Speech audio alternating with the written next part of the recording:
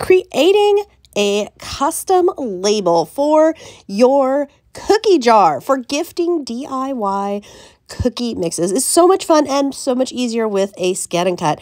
I've already got a recipe all printed out just on regular printer paper, and now I'm going to be using my ScanNCut DX to select some patterns that I would like to use to create both the recipe card and then a folder for a paper to fold over the recipe card to put them together. Now I am scanning in the paper that I already printed with the recipe card on there, and that is so I can custom size my little card that I'm going to cut out exactly how I want it. The thing I love about this, I'm using a scalloped edge design.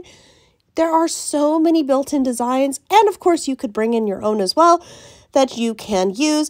And then thanks to the scanning feature, we can customize the size, both height and width, so that it is the perfect size for this project.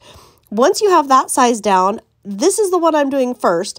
Then I'm going to sort out how big I want the fold over card, and I can really easily visually see this right here on my ScanNCut DX screen. I can also rotate the design, which I'm going to do, and I'm going to go ahead and rescan the mat. So scanning the mat is just showing me where my materials are so that I know where to position my cut files. And in this case, I've got some floral pattern on the bottom, and then of course up at the top, I've got my white paper, and I've got a little strip of rainbow tape there just showing me where the edge of my white paper is so I know where that line is clearly. Now I'm just going in to select cut and start. The ScanNCut will cut these out. Then I'm going to place my card in the middle with some tape with the instructions on how to bake, how to prepare the cookie mix. And then on the outside, I'm just going to fold that outside piece, which is cut out of patterned paper, over it. And this is going to give me my little folder. And then all I'm going to need to do is punch a hole in the top there, and it'll be ready to adhere to my jar. Now we could stop here, but you know what? This is a gift. And we've got the ScanNCut making it so easy. So to add a few little more touches, I'm going to pick a few of the built-in flower designs and size them down somewhere between 1 to 2.5 inches, depending on how big your jar is, but also how big you want that. And you can pick as many or as few as you want. Once again, I am scanning in my mat so I can see clearly where my papers are. From here, I can resize and move my flowers, cut them out. And then I'm just going to add a little texture to the flowers by kind of bending the petals, give them a little more dimension there, and then just use either tape or glue and adhere them to the card. If you want to add a little liquid adhesive in a button or a glue dot in a button, that's certainly a fun option as well.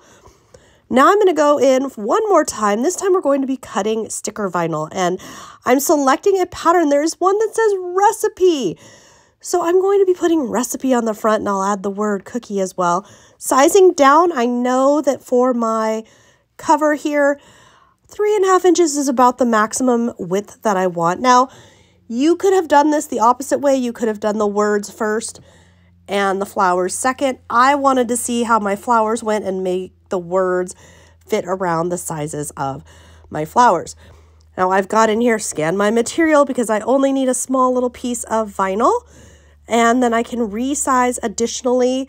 The cookie is just a built-in font to the ScanNCut. The recipe is something imported.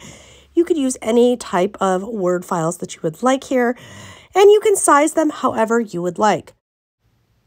I'm just making sure that I like both the size in relation to each other and that they are both under 3.5 inches.